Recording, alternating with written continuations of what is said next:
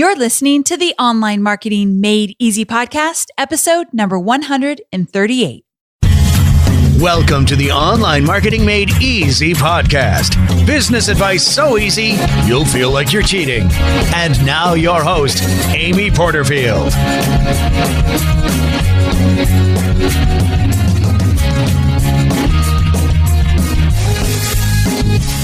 Well, hey there. Welcome back to another episode of the Online Marketing Made Easy podcast. I'm your host, Amy Porterfield, and today we are talking about my ultimate favorite topic. I mean, above all else, and that is planning. And specifically, we get to talk about planning for the new year. Now, I'll tell you right up front that there are so many different ways you can approach this whole planning process for your business. And today, because I like to make all of my podcast episodes mini training sessions, I've decided to give you one approach. I'm not going to do it alone. I have a special guest, Anne Samoilov.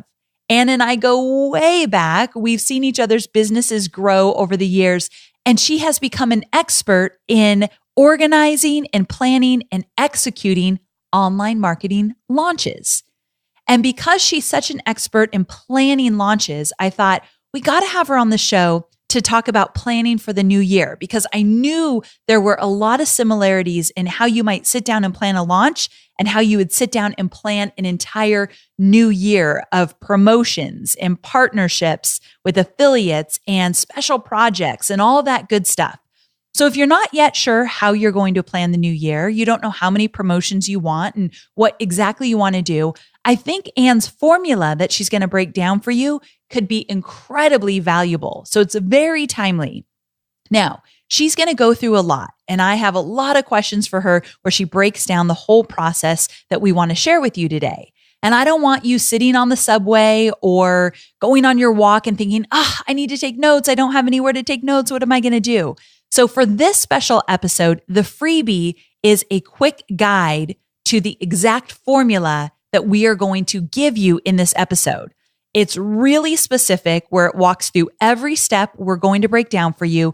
And it includes a list of questions that you must ask yourself before you ever sit down and calendar anything for the new year. So to get your hands on this guide totally free, go to amyporterfield.com/138 download. So amyporterfield.com/138 download. Or you can just text the phrase 138 download to the number 33444. So I want you to have this guide almost even before you listen, because you'll be able to follow along really easily. So definitely go grab it now. And before we get into all the details and I introduce Anne and you get to hear all about what she does with launching and how that applies to planning for the new year, we have a quick word from our sponsor. If you are a freelancer, coach, or consultant, I want to share a tool with you to help you manage the chaos that often happens when you're juggling multiple clients and multiple projects. FreshBooks just released a new version of their cloud accounting software. Now, it's been redesigned from the ground up and custom built for exactly the way you work. It's the simplest way to get more productive, organized, and most importantly, get you paid. Now, you can create and send professional-looking invoices in less than 30 seconds, set up online payments with just a couple clicks, and you can even see when your client has opened up your invoice to stop all the guessing games. FreshBooks is offering a 30-day unrestricted free trial to all of my listeners. To claim it, all you need to do is go to freshbooks.com/Amy and enter Online Marketing Made Easy in the How Did You Hear About Us section. Okay, so are you ready to dive into a really cool formula for planning your business in the new year? I hope so. Let's do this. And thank you so much for coming back on the show. I'm so thrilled to have you on. You have no idea, Amy. I am thrilled to be talking today. It's always fun to catch up with old friends. I mean, I mentioned in the intro that we've been fast friends for so long, so I absolutely love catching up again. But today I want to talk about planning for the new year. Some people will listen to this right when it goes live, so it will be very timely as we move into 2017, but other people will catch it well into 2017, and I still think it's going to be incredibly valuable. So no matter where you're at when you're listening to this, it's always important to look at the year ahead and also reflect on what's working and what's not working.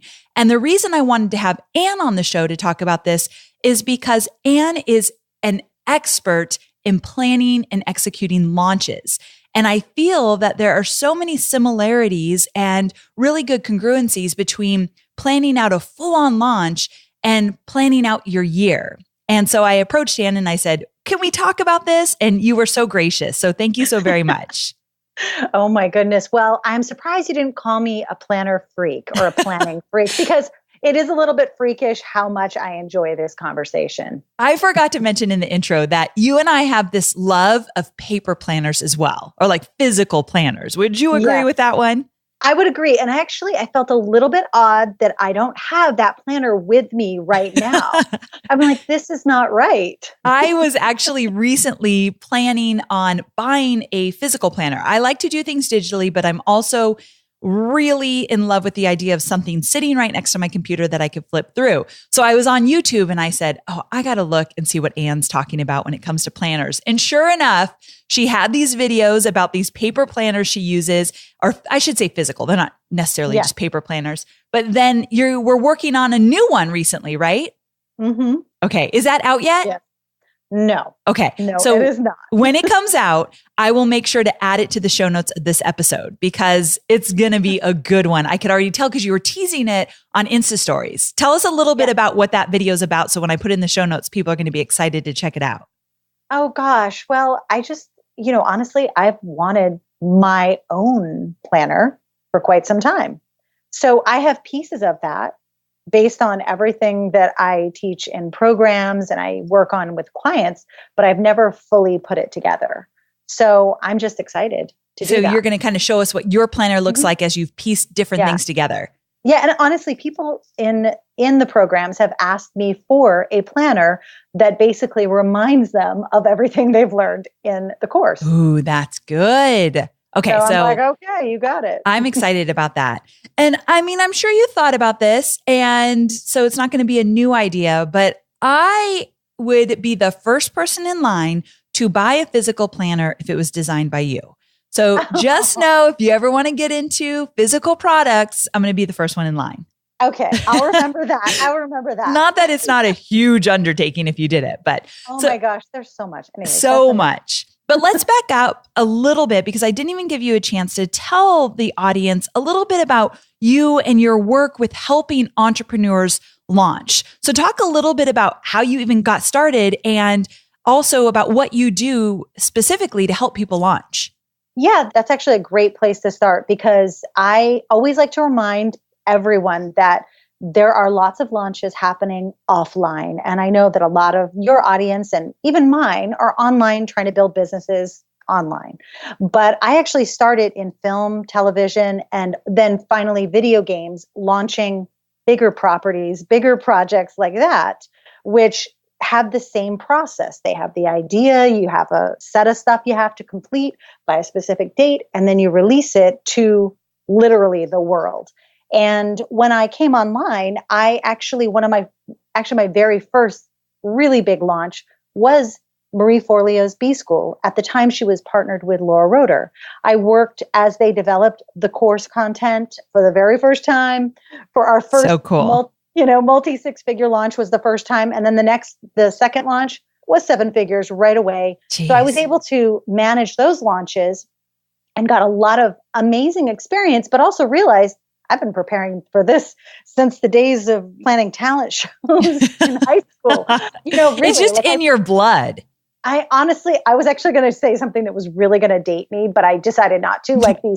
There's a specific show that used to be on called Solid Gold. Oh my gosh, I love it. And I would full on have like a clipboard of, okay, you're doing this and we're doing this and the show's at 7. And of course, my sisters are like, 5 years younger than me. So it was really like pulling teeth to get them to do anything. But so good. anyways, preparing me for the future. So now what I did after those initial couple of years working with Laura, working with Marie, was I just saw a need for some additional launch training. So I know there's lots of launch training programs out there now, but this was specifically for women entrepreneurs at the time. So I created a program, and then I just started, honestly, just very recently taking on more private clients because I know that launching is changing and I want to be in the weeds a little bit so I can see how it's actually changing in real businesses. So I plan on taking everything that I'm learning from my current, it's the most coaching clients I've ever had at one time, back into what I teach in my courses. Okay. I don't know if you mentioned it and I missed it, but what is the name of your course? Oh, I did not mention it. Okay. It's Fearless Launching. Fearless Launching. Okay. And I do have to, this wasn't planned because we're not necessarily talking about launching today, but I can't help myself. When you say that you feel like launching has been changing, I know I am very curious, and I know those listening are thinking, well, what do you mean? Can you give us a little taste of what you're seeing? I think the overall thing is that there are so many more touch points, so many more, in quotes, strategies, ways that people can reach people. And it's not about using all of them. And it's not about using maybe one of them, but it does require you to get very clear on where you have the strongest channels, like if it's a Facebook Live or if it's an Instagram or if it's a blog, if it's a combination. And what really helps you and this is linking it back to planning, what helps you understand that is when you make a plan and then you execute on it. Let's say you decide to do all the things that are happening. You do Periscope, you do this, you do that, and the other thing. At the end, you can look at your plan and be like, yeah, that was stressful and unnecessary. And so I'm just seeing that people are kind of substituting all of these great strategies for a real plan that they can really fully take to that finish line. And I think that's the hard thing when it comes to launching is people bite off more than they can and should chew. Yeah, that's so true. I love that you're doing some one-on-one consulting with this because I do believe that once someone has a solid plan for launching, they can use that over and over again with tweaks and modifications and staying relevant with what's working and what's not working in social media and all that good stuff. But to have that first experience with you, I bet that's incredibly valuable for them. Yeah. What's interesting too, Amy, is that I spend the first couple of sessions, sometimes it's usually just one, but some people require two, really creating this map for the entire year, at least, in some terms. Sometimes it's a little bit fuzzy, far out into the future. Yeah. But we always kind of unpack all the ideas, pop them onto the calendar where we think they might go. And then we sit back and say, okay, that's crazy. So we start pulling things off. I've so been there. I totally can relate. Too funny. Okay. So launching, but what else is really valuable in your arsenal of tools and strategies is that you know how to plan. You know how to look at all the moving pieces and say, okay, where do these go and what should I do as I move forward in my business? And so as we prepared together for this episode, you have outlined 5 categories that you want to look at as you start planning for the new year. So real quick, can you list those 5 categories for me? And then we're going to drill down into those. Yeah, definitely. So the 5 categories that I think are most important are your paid products or offerings or services, whatever those are, your free resources or just free stuff you're going to be sharing with people, other people's products, partner products, affiliate programs you're part of, and special promotions. Those are just, maybe they might look random, but you do them in any kind of blank spot throughout the year. And then this is actually one I realized that I got this from you, I believe, Miss Porterfield, which is marking in time off. Yes. I think that's actually probably the very first thing I do, to be honest. I love that. Okay. So this is something I did a year ago when I was planning, in the sense that I knew I wanted to take some really good quality time off. And so I think I actually at one point blocked off an entire month full disclosure, that did not happen. I just couldn't do it. So I don't think I would do that again. I think that's just too much for my personality. You've got to like know yourself and what you'll do.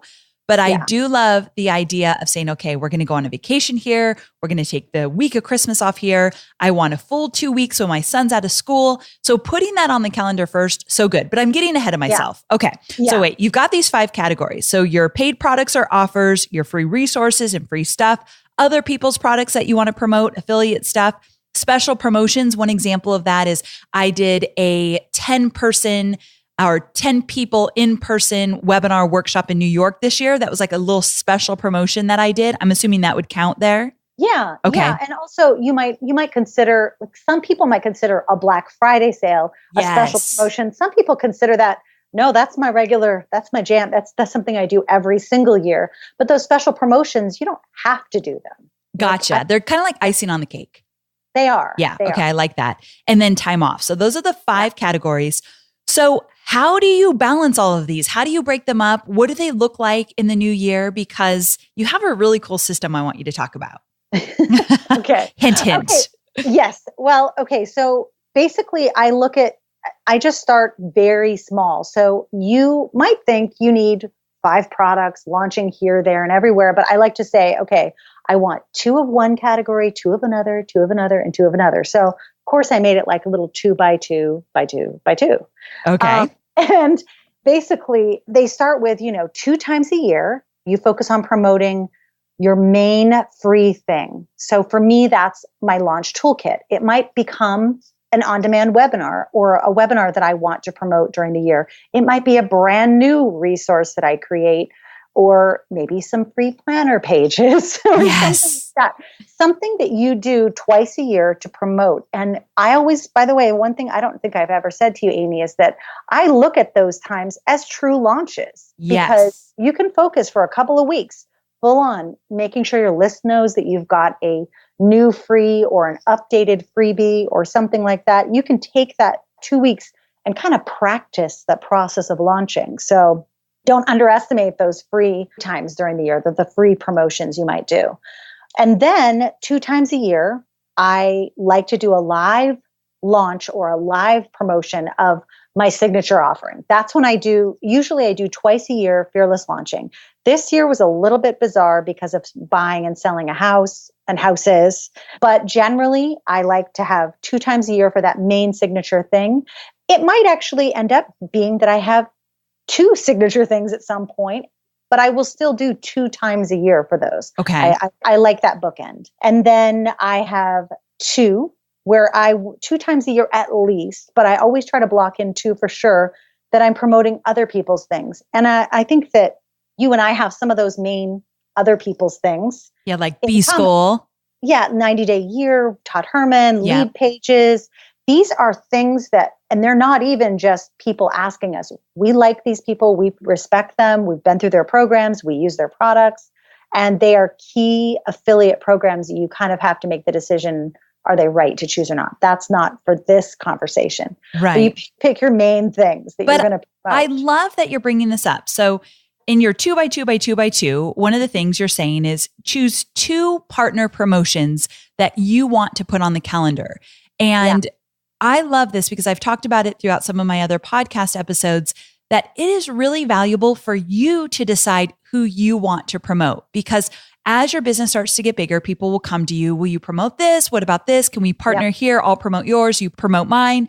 And I've done all of that. But what's really worked for me is if I choose a few, like you said, B-School is always one I promote in February and March. Lead pages, I always promote because I use it all the time. And B-School was a huge foundation in my business. So it became my success story. So I like to promote that program. Sam Cart is a new one that I've been promoting because I use it for all my checkout pages. So I have this huge tie to those programs and products. So it's really easy to put them on the calendar and feel good about promoting them and reaching out to them and saying, I'm going to promote you if you will have me. Here's what I'd like to do. Can you work with me on this? And when they hear that I'm literally building it into my calendar and I have a date and a time and I ask them for some help in terms of some content around it, they're really helpful in that sense because they know I'm taking it seriously. So I love that you're building this into your calendar. Yeah, absolutely. And one thing I also want to say, and this is going to be something I talk about soon, that actually being part of some of these really key affiliate programs can do a lot for your launch knowledge. Oh, good point. Talk Yeah, about that a little. there were a few programs that asked me to be part of their promotion for the year. Unfortunately, it overlapped with another key promotion that was already on the calendar, but they all have a training for the affiliates, a private Facebook group. It shows you how far in advance they're working. They give you behind the scenes, what's happening, what's converting, what's not. You want to launch education? I mean, of course, I want you to come to Fearless Launching. Yes. But you know what? Become an affiliate and you're actually making money as well. Exactly. I definitely have learned a lot of things about how to treat your affiliates and your partners through some of really good promotions I've been involved in. So totally agree with that. So the next one is just, I like to leave room. And if I don't know these right off the bat, but I do like to kind of say, okay, so 2 times during the year, I'm going to do some special projects. Maybe it's a holiday promo. Maybe it's like this past year, I just decided, you know what? I want to kind of do a fun summer promotion for Fearless Launching that I don't actually have to do too much for. Yeah.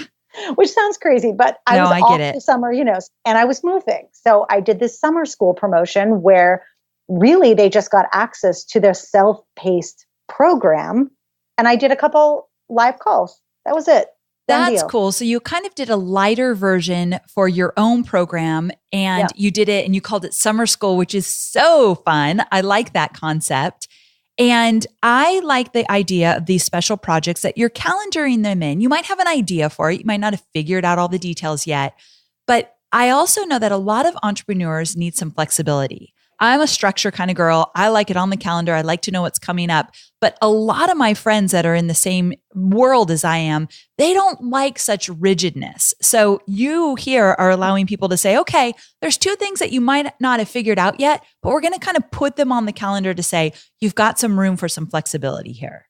Yeah. I mean, another thing to do that I just thought of that might be considered a special project is, let's say you have an idea for a course or a digital product or something that you want to do in the new year. You're not quite sure how much you want to develop it. Maybe you do a beta version, and that is your special project or promotion. Yeah. Last fall, I did a Teams class, like a team building class, essentially, like training your team to launch. And what I realized after I did it, thankfully, I'm like, glad that was small, because I realized I wasn't, even though I'm passionate about building teams, I don't know if I'm passionate about teaching people to build teams. But you can also do these beta projects or beta promotions where you're testing something out. Yes, I love that. Just experimenting. And you found out that you don't necessarily want to teach that. So you didn't make it into a full-blown course, thank goodness. So I think that is really great. Another thing that these promotions can do for you, you're calling them special projects, is that let's say come October, you're realizing I'm not going to meet those revenue goals that I set. I'm a little bit behind, but I know if I did this special week-long summit where I did a private Facebook group, some coaching one-on-one with a small group or on a certain topic, I could make up for some of that. Then it's always a great idea that you can have this space to do so. So they could really save you. So I like these special projects. So you're saying try to plan 2 of them. And if you want to go for it, go for it. At least they're on the calendar. Exactly. And one more idea just for these special projects is, during the year, there are built-in times when you can kind of, I don't know if it's the right word, but kind of jump on to the energy of the new year, a holiday, change in season, back to school, all of those things. Think about naturally occurring times when people are doing things that you might be able to just attach a project to. That's something that I like to do. And that's why I'm even talking about planning today, because I have a class later all about that for 2017. You know what I mean? Yeah. So I feel like it's one of those things that it's logical that it would happen now and not just some other time during the year. For sure. Yeah, I like that. Okay. So, and then the final one, we talked about time off. So we're hoping people are actually putting that in their calendar before they even get started. But I do think it's really important that you at least find some pockets of time that no excuses, you're taking the time off, which is hard for us entrepreneurs, but so essential. Well, if you have kids, you sometimes don't have that choice. That's true. And that's what I marked off this past year. I looked at my map and I was like, oh, I actually already counted that as off. So that's good. And like you said before, Amy, time off doesn't necessarily mean you're not working. I feel like it just means maybe during that downtime, you're not promoting. Ooh, that's a good way to look at it too. So you can't take the time off. You're giving your audience a little bit of a breather. Yes. Promoting all the time. You're giving yourself time and you're giving your team time to rejuvenate as well. That's another thing, looking at your team. Sometimes I think, well, I don't need the time off. And then I think my team could really use a breather right now. And so I do try to keep that into consideration as well.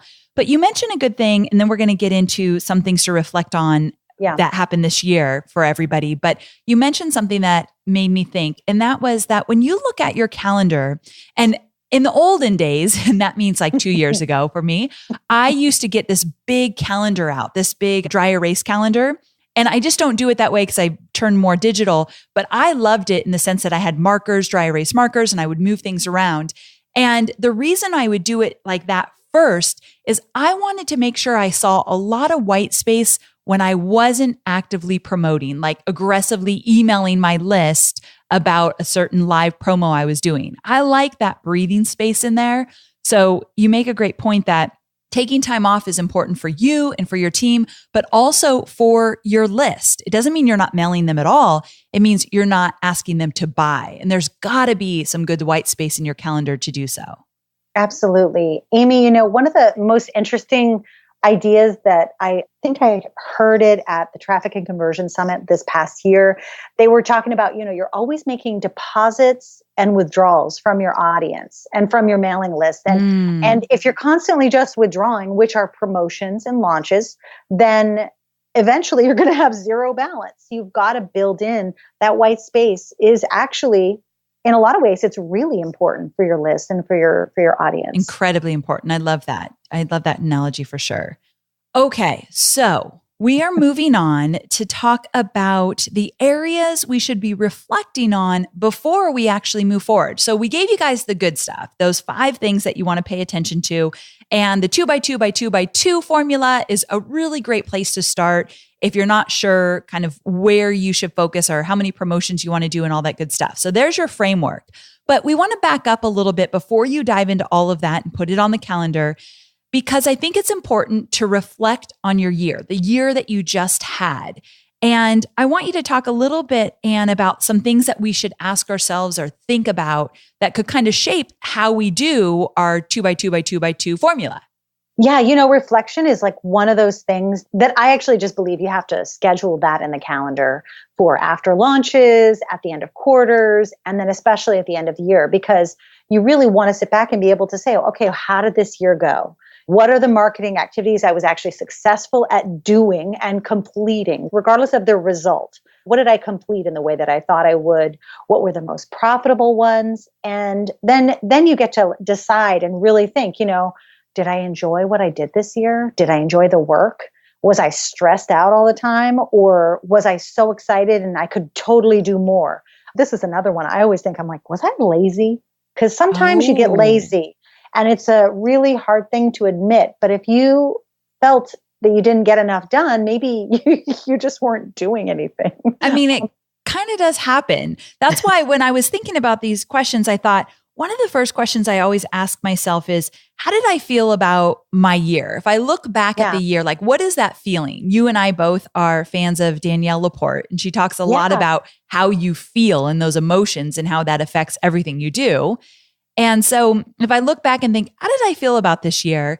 And if it's a feeling of I'm frustrated or super overwhelmed or stressed, then you got to look at, okay, so where did I spend my time to make me feel that way?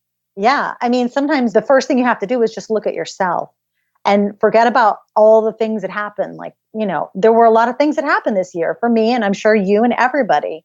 So what did you do about it? And so I feel like it's a good time to get real with things like your revenue goals and like not even just how you feel. Yeah. The revenue goals, I don't know, did you take on too many clients? Did you cancel a lot of sessions with people? Ooh, that's good. I mean, you can really dig into your work habits even just the things that you started and implemented. Like I just recently implemented meditation and like this sleep app to just get myself to a better place physically and mentally. Because as a mom, sometimes you just don't sleep, I think. I don't know. Yes. I've been trained not to sleep. Makes sense. Back to business though, like you start asking yourself, like, what can you simplify? Did I offer too many things? Do I have something that really didn't make the money that I thought it was going to for the year? Can I lose that? Simplification can happen with what you offer and what you put on your calendar, but can also be applicable, I think, to just the way you approach your work. There's so much. I mean, what are some other questions you would ask yourself? So many things. One of the things that I think is really important is to ask yourself, do you have the right people in place? So when you look back at the year and you think, did I leverage enough or did I do too much on my own? Did I have the right people in place to support me? And if not, then maybe it's time for a little restructuring as you move into the new year. But there's actually so many different questions that I think are incredibly valuable to offer insight into how you want to shape your year. So in the cheat sheet I mentioned in the intro, Ann and I have listed a bunch of questions that we want you to reflect on. So again, if you go to amyporterfield.com/138, you can get the download there, get this cheat sheet, and just take a good 30 minutes at least and look at these questions and answer them. And I think it's going to offer so much insight as you move forward. So I love these questions though, Ann. So thanks for including these. No problem. And you know what? I also think that feel free to keep asking yourself the question. Good friend, James Wedmore, always says that. Like, just keep asking the question. Ooh, just keep asking yourself questions. He's so smart. He is. Yeah. But you're going to get those different answers. Or sometimes I'll say, okay, so what frustrated me most this year? And I'll give you guys a quick example. At times this year, I felt like I couldn't just get really focused on one thing. And so I thought, why am I feeling that way? When I reflect back, what is coming up for me? So I love that you mentioned James's suggestion to keep asking, because I kept asking myself, I didn't have an answer, or it was surface and I'm like, no, that's not it. So I asked. And finally, just the other day, it came to me that I traveled more and spoke more on stage for business than I had intended. I was on the road more than I wanted, probably 3 times more than I wanted. And I just have a very bad habit of being able to say no. And when I'm on the road, everything feels like it stops for me. Like I can't get focused right before and right when I get back. So no wonder I was feeling that way. So you're right. If I kept asking, I did get down to the solution, which means I'm going to change that for the next year. Wow. That's really good. That's really good to think that through like that. And again, kind of mentioning Danielle Laporte, she also has the ability she always says to do that. Like, okay, so you want this. Why do you want that? Why do you want that? You just keep going deeper and deeper and deeper until you really find the true core reason. And it's fully annoying in the moment. Yes, it is. If you're asking yourself, journal it or write in your paper planner if there's a note section or something. This is certainly not a new exercise to reflect and to ask yourself these questions. I was just thinking that there are actually a few different workbooks that I've used in the past couple of years that they always have this section on reflection. The questions are always slightly different, but I do think that it is an important part of planning. And if you can do it at the end of the year, great. Extra credit if you do it at the end of each quarter. Actually, a long time ago, you had suggested some workbooks and I followed up and I got them and I really love them and they helped me reflect and they were around mindset, around shaping your year. I know you always have some good recommendations. So if you were going to recommend some workbooks to help you reflect on the year and help you shape the year ahead, what are some of your favorites? I'll tell you, there are a few. That one I think that you're talking about is Leonie Dawson's Amazing Year. And she usually releases those every single November, December. And then there's Amber McHugh's Fresh Start, which is a little bit more businessy. There is some mindset stuff in there. If you're ever in the 90-Day Year program with Todd Herman, he has a great, I guess it's a workbook, but he's split it out. But it's the same, that reflection process, which I think is so valuable, but it ain't easy. It's very tough. It's kind of a very detailed one. And then there's a newer one that I just had to tell you about. I haven't told you about yet, Amy. And it's called You Got This. And it's not a notebook. It's a workbook by this woman, Alexis Giostra, and she is a planner productivity maniac. So if you like the topic of planning, she's someone to go check out. So I can give you all of their info and how to get.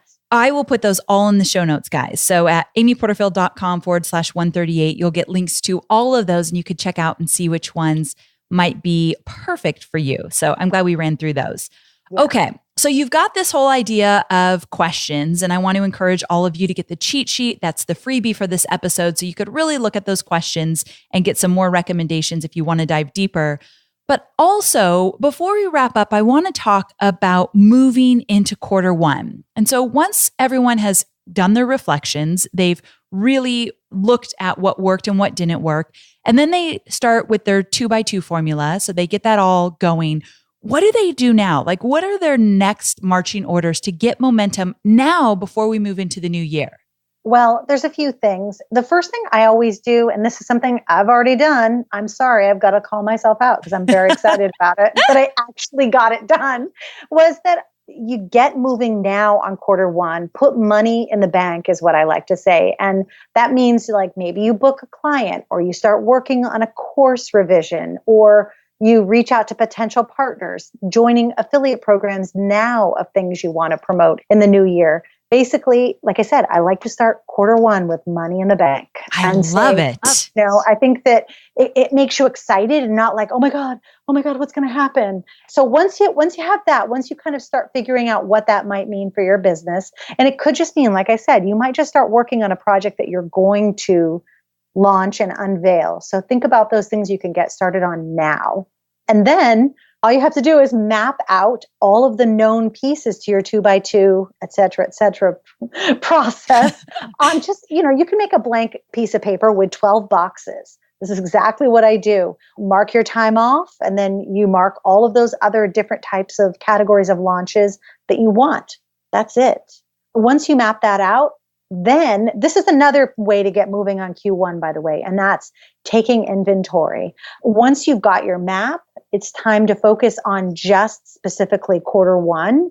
And you look at the projects, the promos, anything you're doing in those first 3 months, start creating the list of what's done already. There's nothing better than saying, check, that's done. Oh, yeah. And taking inventory, again, I have to shout out to who really got me doing that, which is Jeff Walker, because that's one of the main exercises that he takes people through in Product Launch Formula, which I thought was such a fabulous way to put it. And I've used it since that day that I learned about the inventory. So let me make sure I understand this whole idea of taking inventory, because this is new for me. And you're saying, okay, so once you've mapped out what you want to do for the year, you're looking at quarter one and you're looking at the projects, promos, the launch, whatever you're doing in quarter one.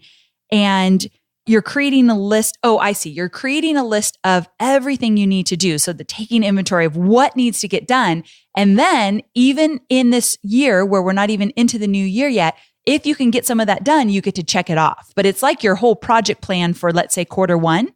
Well, or one main project. Yes. But when I take inventory, really, Amy, it's of the things that if I know I'm, let's say, fearless launching in quarter one, I'm looking at, okay, do I have partners? Who are they? Do we have graphics made already? It's the stuff actually that's already created. Oh, we already have a webinar. That's great. Oh, we have our blog posts that we're going to start sending and doing our little Facebook ads to. Yes. What I'm trying to remember what that's called, that cornerstone content that gets people excited about what you're going to launch. Think about everything you've already had. Okay, I looked at that differently, incorrectly. So I'm glad you said that. So everything that you've already done that you could use for getting momentum on the project you want to work on. Correct. Gotcha. Okay, so taking inventory, that makes more sense. Okay. Yeah. And then you had one final one that I thought was really good. Yeah, one of the things that I feel like I focused on this year more than anything was actually routines, rituals, the things that I do daily, weekly. And I really feel like one of the best things you can do for your business is establish this set routines and rituals, like planning at the end of the year, having a reflection or like a review of each quarter, maybe something you do at the end of projects, but not even just those project and bigger kind of milestones, but also I always do a top 3 every day. I set, and I try to set it the night before, but usually I'm not that on it. I set my top main 3 things to get done every day. I do that too. I love that. I set a top 5 things I'm going to focus on for the week. They might all be in the same project, but they're just things that I really want to accomplish by the end of the week. I have daily meditation on that list. I have weekly movement. Notice I say weekly because I'm working on that. I'm working on it. Listen, baby steps. Baby steps. I'm running up and down my stairs. There you go. You might have, again, talking about Todd Herman, you might have themed days. You might have a daily end of the day brain dump or brainstorm. Another thing that I started doing this year was The Miracle Morning, which is a great book. And it's a thing you do in the morning. It's 5 little things that you can do at the very beginning of your day that really just change the way you approach the rest of your day. It just makes you so much more clear, focused, and productive. And then, like I mentioned before, I've been focusing on meditation and sleep and using Headspace, doing my Headspace meditation every day. It's an app I just started using, and Pillow, looking at my sleep habits. So you have to have a nice mix of rituals and routines that are business and personal.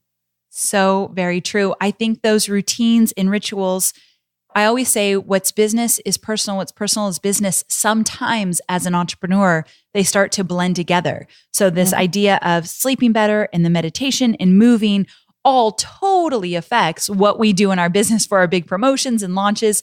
So I love that you put the 2 together. And I too have been working on some morning rituals, and I do the top 3 like you said. And I really like to look at what's the focus of this week. So many things that we can implement to make it almost a guarantee that you reach some of those big goals. And I do believe it starts with these rituals and routines. So I love that we're ending there as well. And I cannot thank you enough for coming on the show. I feel like this is such a valuable episode of how to get ready for the new year. No matter when you're listening, there's always a time that you can sit down and reflect and even plan ahead. So thank you so much for coming on the show. You are very welcome, Amy. It was awesome as always. So there you have it. I hope you found this planning process incredibly valuable. I love how it's an exact formula that you can follow and you can really make your own. Now, remember, we covered a lot, and there's that really important list of questions that you want to reflect on before you get started. Plus a really cool list of workbooks that you might want to look into if you want to dive deeper. So to get the freebie and the list of workbooks, all you need to do is go to amyporterfield.com/138, and you can get all the details. Now, before we wrap up, a quick word from our sponsor. If you're currently a freelancer, coach, or consultant, and you're juggling multiple clients, I want to encourage you to check out FreshBooks. They just released a new version of their cloud accounting software, and it's been custom built for exactly the way that you work. Plus, it helps you get paid more quickly. You can create and send professional-looking invoices in less than 30 seconds, set up online payments with just a few clicks, and you can even see when somebody looks at your invoice, so there's no more guessing games. FreshBooks is offering a 30-day unrestricted free trial to all of my listeners. To claim it, go to freshbooks.com/Amy and enter Online Marketing Made Easy in the How Did You Hear About Us section. Okay, I cannot wait to see you here next week. I'm going to do a roundup of my top 10 very favorite podcast episodes from 2016. And I'm going to share with you why they're so valuable in case you missed some of the most important episodes from this year. So I can't wait to see you next week. Until then, have a fantastic week. Bye for now.